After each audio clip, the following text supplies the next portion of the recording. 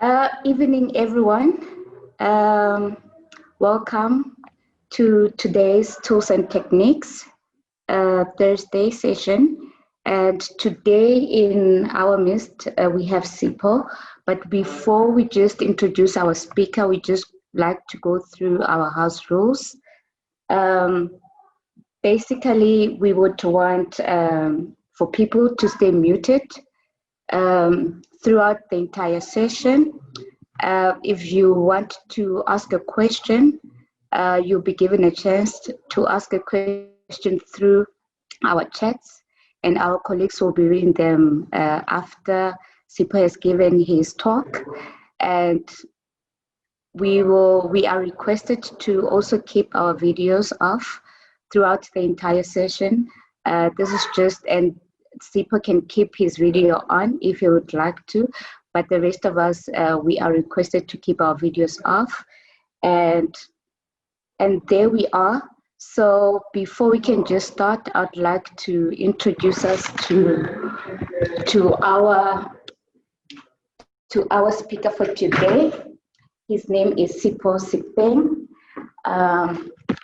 Sipho, he is an inventor, he is a speaker, he's a trainer, and he's an aspiring social entrepreneur.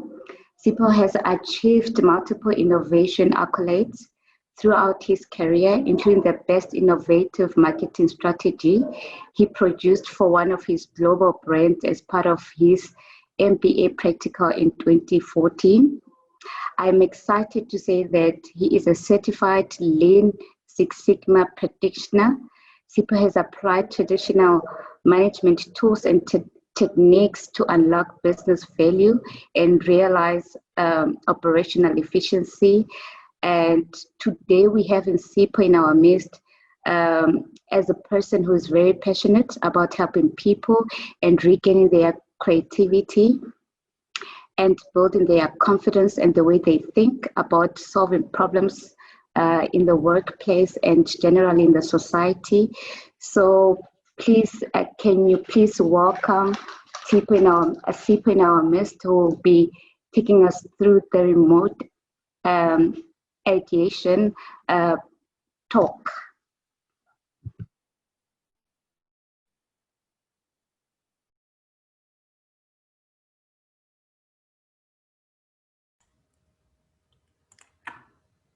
Thank you very much, Kat. I'll just share my screen now.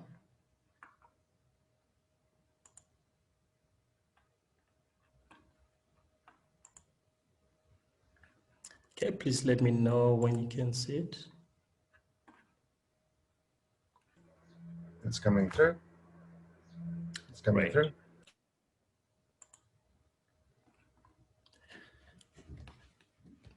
Great. The focus of today's session is on remote ideation and collaborating as a team. We'll be looking at one of the virtual collaboration tools today, as well as one of the ideation techniques. The objective is therefore to help you as a business analyst to have more engaging and effective ideation workshops. When COVID hit, we were all turned into overnight broadcasters when we turned to our virtual mediums such as Zoom and Teams to communicate and present our ideas, as well as run some of our workshops. In this session today, I hope I can help you to do that quite effectively on the virtual platforms as the new normal has compelled us to do. So as Kat has already taken you through, my name is Sipho Sepeng. I've been in different roles throughout my 15-year career. I've been in sales and marketing, process and business analysis, design training, and also in the role of a business design lead.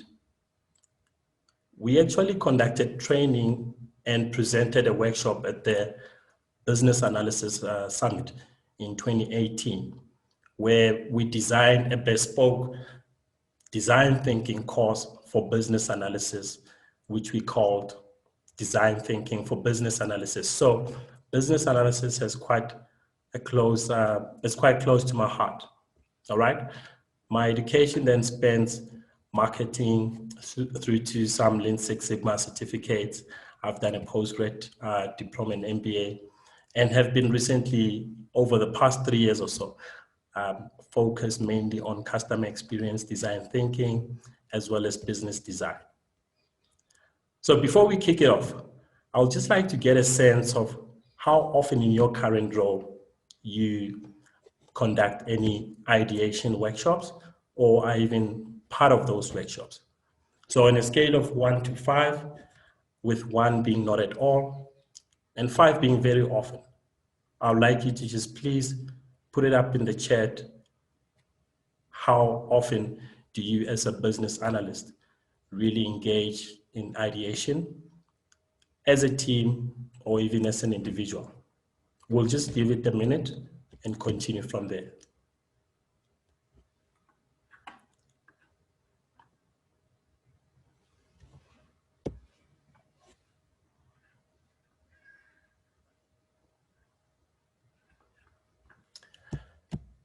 Okay.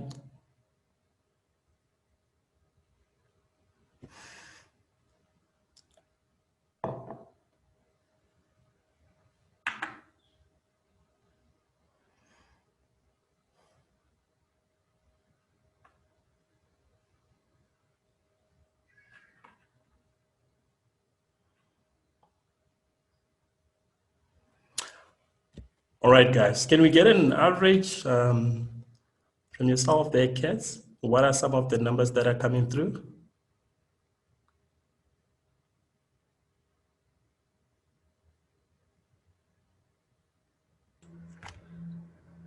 We've got 1, 5, 3.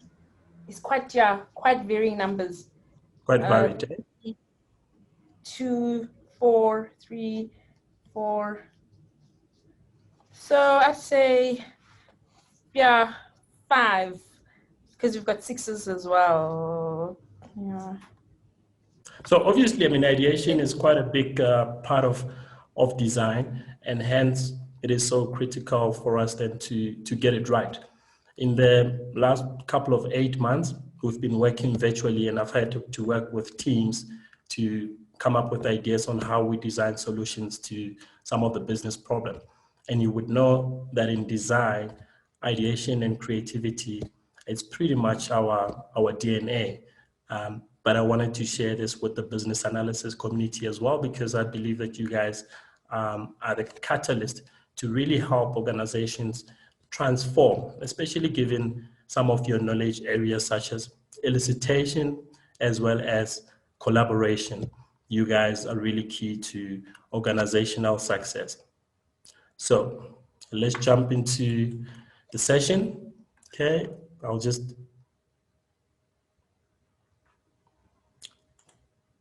turn my camera off for now, just so I don't distract you guys with my rather dashing looks. Okay, so on with the agenda. All right, today we'll look at the ideation session guidelines. So how do you set it up? What you do during the ideation process to elicit the most as well as best ideas out of your audience. We'll look at the ideation process. So just basically setting ideation into context. The technique that we'll use for this will be the value proposition canvas, and some of you might be quite familiar with that. And then I'll go into demonstrating the virtual collaboration tool I've been using when we look at the remote collaboration session. And finally, we'll close off with the guiding mindsets to really help you as a business analyst to drive your audience to participation as well as to engage in some of those workshops.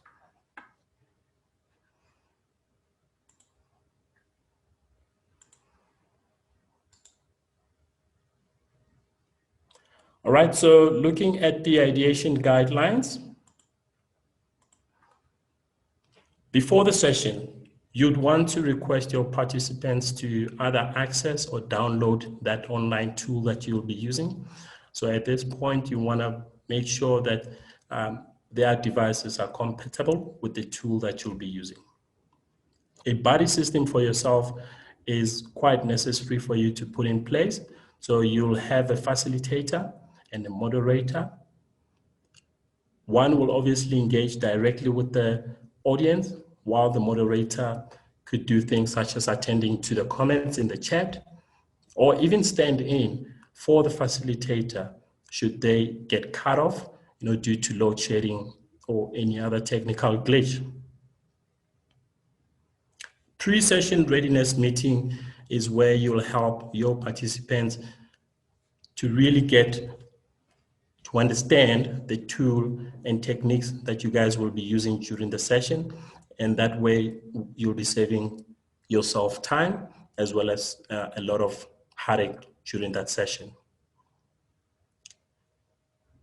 You need to share in advance all reference material that will be used as reference in that session, so that they could already come to the session prepared and with some of the ideas up their sleeves. During the session itself, you'll take them through the tool, just give them an overview of how the different components of the tool work, and allow them to even practice on the tool before you actually start with the session. Your sessions should not be longer than 4 hours, and you should take a break every hour. It is recommended that you don't have more than 20 participants on each session, so as to allow you to have more control over that session.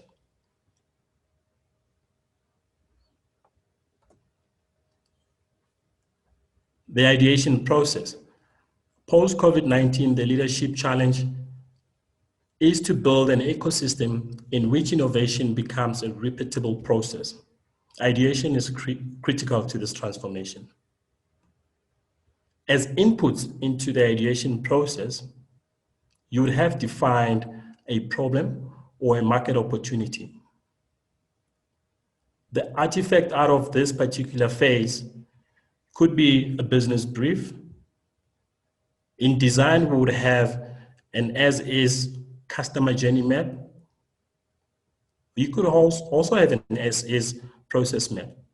But whatever form of artifact or document that will highlight what pain points you're dealing with, if there are any gains in that particular opportunity or problem, you'll have those as inputs into your ideate phase. During ideate, you will then gather together with the participants to generate ideas using the opportunity and problem as your inspiration into that process. You will then evaluate the ideas based on a certain criteria that is linked to your business objectives and strategic objectives at a corporate level. That will then further lead you into the selection of ideas, where you'll come out with your top best ideas to actually go into the prototype phase, where you'll then start prototyping those ideas. You might at this point as well consolidate those ideas into a pitch book or a business case. So there could be multiple outcomes from this phase, where you might want to also put a cost of development or of value to those ideas and present them to management or executive for execution funding.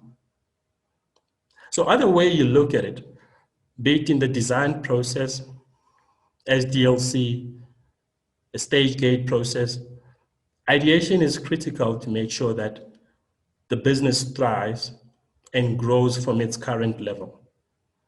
So it is critical that we do this quite well as designers, as business analysts, and even as product owners, to ensure that we get the best value out of our organizational resources.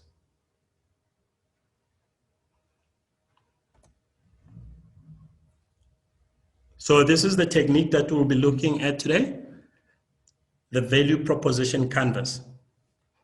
It comprises of 2 sections: the customer profile and the value proposition. The customer profile, as mentioned earlier, will look at your pains in the current problem space that you're dealing with, what customer jobs or desired outcomes are customers really looking to derive from using either your product or service, and what are they currently enjoying of that? What value are they gaining from your service or product as it stands currently? You would then list all of those elements to build out your customer profile, and that will pretty much give you your current or as is state. The ideation then happens where we would need to come up with the pain relievers to eliminate some of the pains in our current state and come up with some of the gain creators to improve on the gains that are already there. A combination of those would then be our products or services that we would then look to develop into an MVP and further prototype and obtain funding to take into our development phase.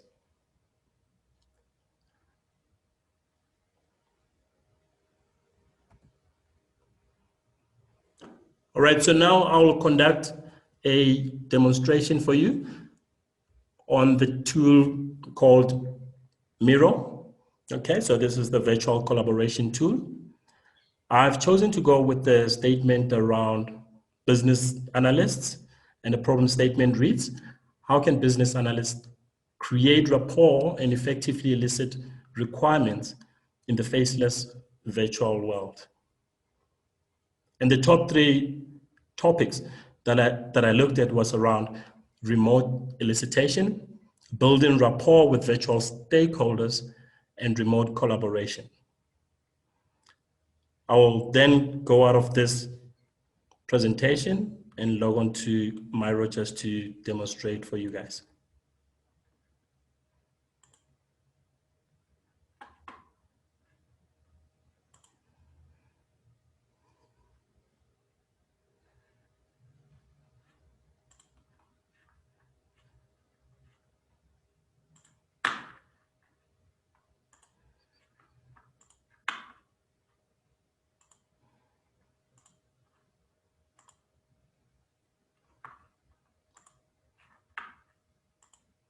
Okay, it should come up anytime soon.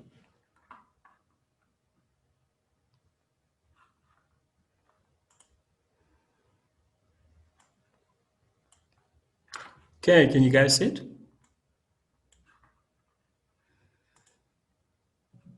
Yes.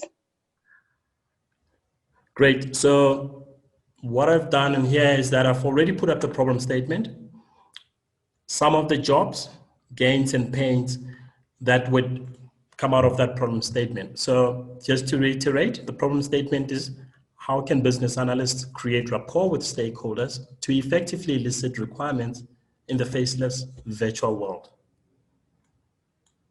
Some of the jobs to be done that I could think of from a business analyst perspective was that you'd want to understand the business landscape and architecture. And this speaks pretty much to their capabilities as well as feasibility to can build any solution that you're faced with. You'd want to articulate business needs into functional requirements and also have sight of your user insights in terms of their challenges and pains. Some of the pains could be the gaps in communication due to technical issues. Building relationships virtually is difficult and adds to the complexity. Limited access to key stakeholders inhibits steady progress. So those are some of the issues and challenges that we could be dealing with in working virtually. The gains, however, could be that you don't have to get stuck in traffic anymore. that you have a much more diverse access to, you have access to a diverse group of participants. And someone mentioned on LinkedIn today that they were free from wearing work clothes and makeup, which provides a conducive creative environment for them working from home. So there were definitely some benefits and some gains that we could look on improving. And at this point, so we would have the customer profile pre-populated based on the customer journey map or whatever input that we used into the ideation process, a business brief, a process map, or what have you. So we'd be quite clear with that. At the point that you invite your participants then to come and ideate and collaborate on the board, it would be to take them first through those pains and gains, looking at the current state, and then asking each one of them to then come up with pain relievers related to those pains. As we said earlier, you'd first show them how to then pick the different stickies to put up there. So if you go to the left-hand side of the board, you can then choose any type and color of a sticky. So now that we're dealing with the pain relievers, they could choose that color sticky and place it on the board. Okay, let's see.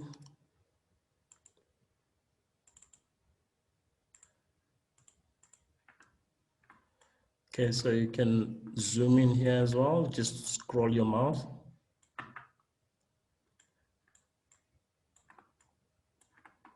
Okay, and then they would place it on the pain relievers section of the value proposition. And then type in whatever their idea is of how you can actually solve for that problem. And so whenever we run this, we will then end up with multiple stickies around the pain relievers. And what's also interesting, just to make the process democratic and get everyone else to participate, is that it is anonymous, so no one is able to tell who's putting up what stickies. So that allows the guys at lower levels of the organizations to participate at the same level as the executive and senior guys. Everyone would then feel so comfortable with adding their fair share of opinion and ideas, and they are also allocated at the same time to do that. So before we kick off the session, I would then allocate a certain time, and this clock would keep them then in mind in terms of how much time they still have to add more ideas. Okay, so we'll stop the clock. And once we've stopped the clock, we'll then move on to our gain creators. And the gain creators will basically look at how we can build on the gains that are already there. They will then undertake the same exercise where they come up with ideas on how to improve on the current gains. They will then put up those stickies in the section here around the gain creators. And once the time is up, we will then take it to the vote. So these are some of the functionalities then that you are able to use in Miro. I'll then just go on to the board that I've already pre-populated down here with the pain relievers and the gain creators. So looking at the pain there around the gaps in communication, I've come up with one where we could maybe perhaps make recordings mandatory so that everyone could then catch up with whatever they might have missed in the meeting, or could also follow up with the particular person that provided that input to get further clarity. So that could be institutionalized and just really enshrined into the organization's culture. The pain around building relationships, we could perhaps introduce one-on-one stakeholder virtual coffee sessions as part of onboarding into the project, as part of the organizational culture as well, just to make sure that those relationships are still nurtured and that relationships are also built to allow you to manage your stakeholders more effectively. A limited access to key stakeholders, we could create a stakeholder roster as part of the work agreement. So participants will come up with all various ideas. Similarly with our game creators, free from work clothes and makeup, we could perhaps look at adopting a hybrid model that will encompass both working from home as well as at the office, not dealing with traffic, maybe introduce flexi hours to allow people to travel at the time that it is convenient for them. Access to a diverse group of participants.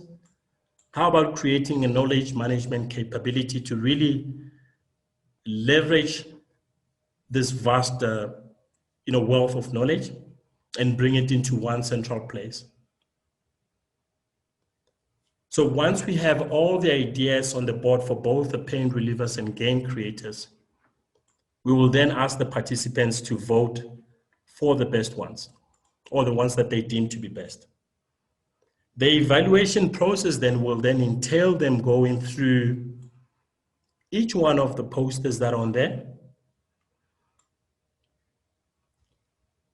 and just really taking them in.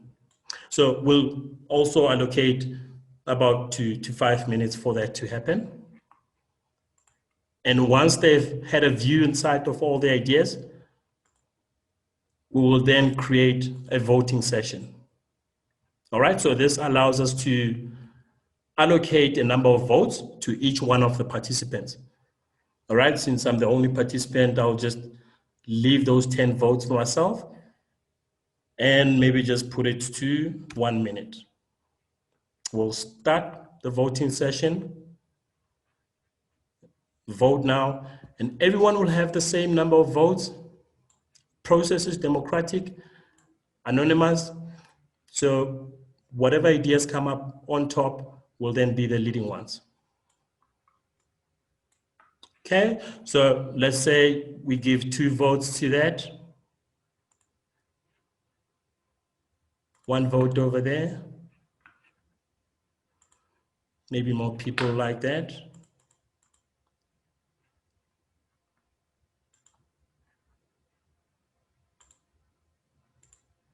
And so forth. Then would be done.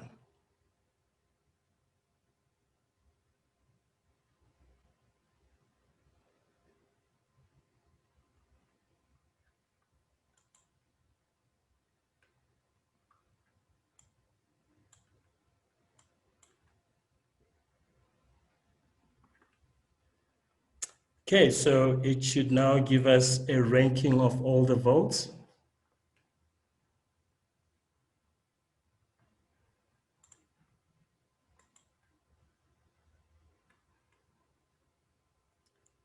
Okay, there we go. I think it was the 7th voting, yeah.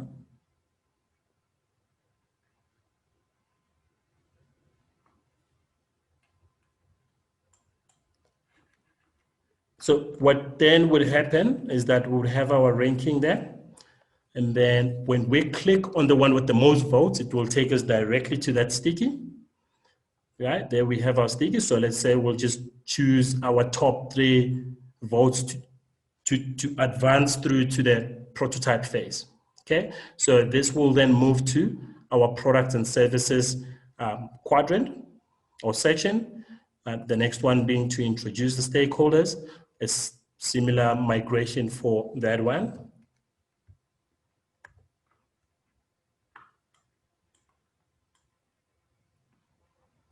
There we have it. So those would be our top ideas, out of which we will then flesh them out further into our products and services. All right, so what we would then usually do at this point is that there would be further ideation sessions using other ideation techniques, such as brain walking and so forth, to further break this down into actionable items. And that would then help us to prototype the concepts and then get them ready for testing with users. So while I'm here, I would like to get some of your inputs, all the people on the call, on what some of the pain relievers are to your current pains in working virtually. You could put those up in the chat.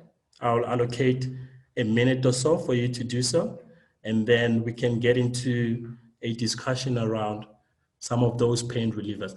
And it does not need to only relate to what I've put up here as the pains, but any pain that you are currently dealing with now with working remotely. And let's have a discussion around that. So just for a minute, I'll start the clock.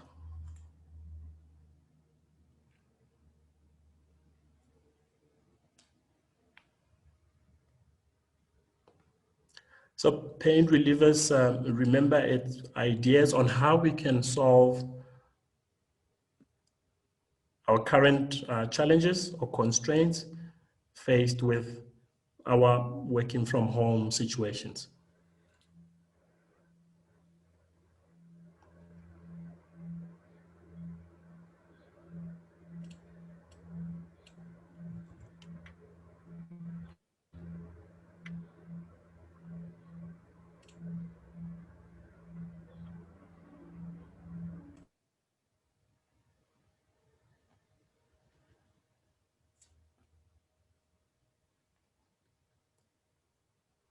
Can I add an extra minute? I think people are still typing. Sure, not a problem. Great. So for the next minute, let's not maybe only look at the negative side. Let's also look at some of the game creators. What has been working well for you now, with you working from home, and how do you think we can improve on that as a game creator? Okay. Let's reset. Okay.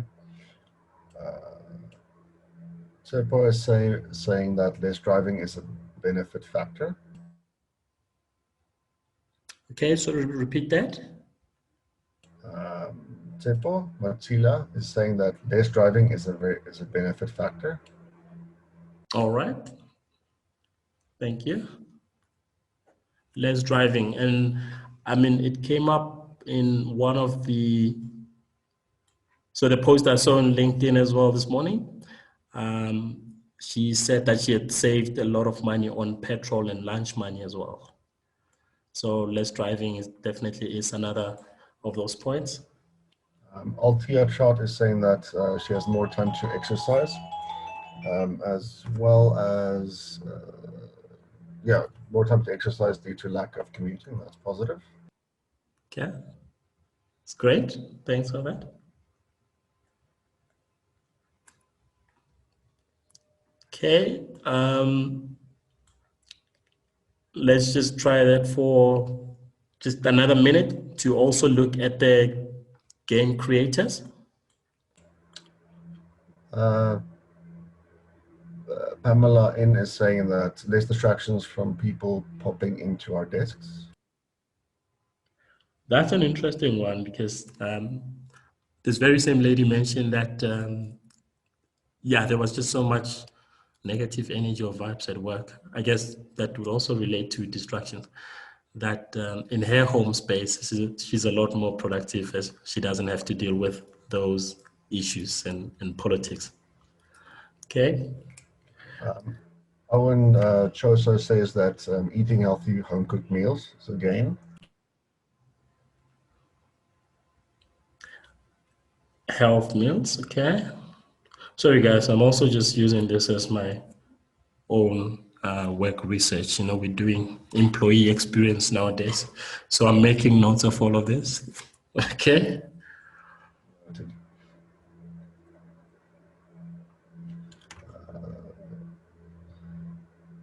Okay.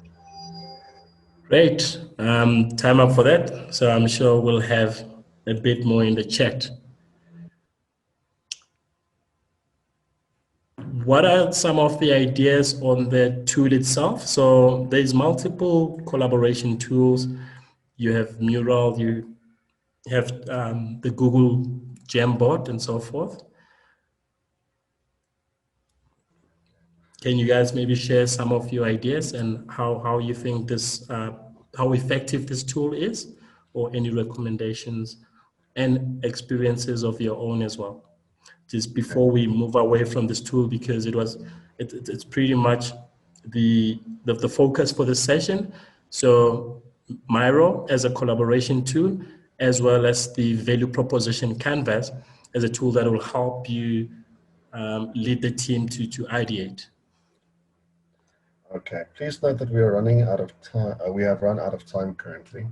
Would it be beneficial to take 1 or 2 questions, and then we can post the rest to you separately on the IBA website? Would that be fine? That would be great. Sorry, yeah, I just read my clock in the wrong way. I thought I still had 10 minutes. All right. So it would be great. We can go with the questions. Okay. I've got one from Sunny Zingwani. She posted this in the beginning. She wants to know, what is the reason for taking a break every hour during the session? Yeah, that's a great question. So virtually having people sit in front of the screen for more than an hour is quite strenuous, and it's easy to lose them if you don't get them to stretch now and then. So it doesn't have to be, that long of a break. It could be 5 to 10 minutes, but just get them to stretch, and also just to get their eyes off the screen. You need to get them to look far in the distance, just to stretch their muscles as well.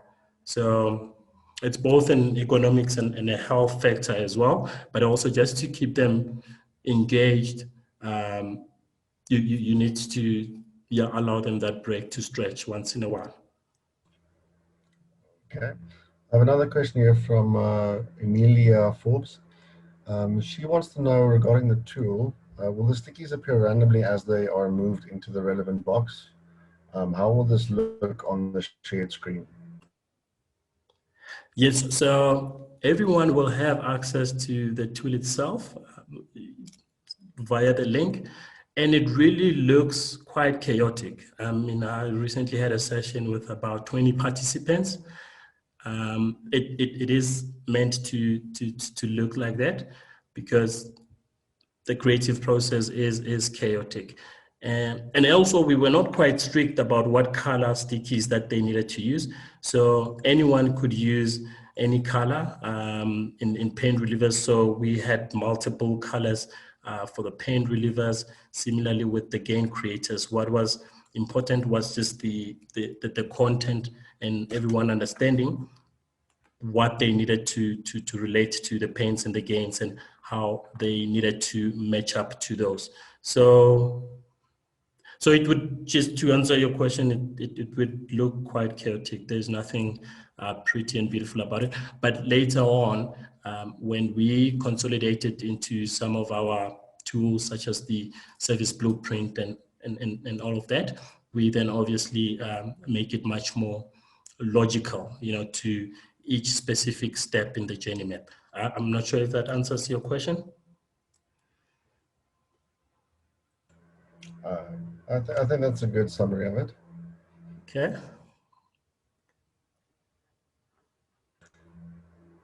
Okay, I'm just waiting for my colleague quickly.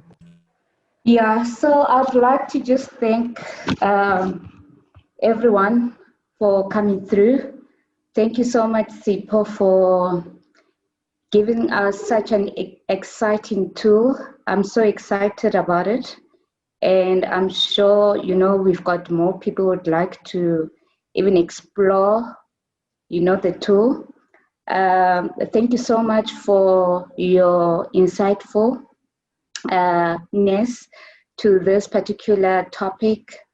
I think everybody has been so excited about the topic today. And with that said, colleagues, see you again next week for another drawback tools and techniques. Cheers, everyone. Thank you so much, Sipho. Thank you, guys. Thank you for having me. Thank you. See you guys next week. Thank you, Sipho. Thank you all. See you next week. Thanks, everyone. Bye.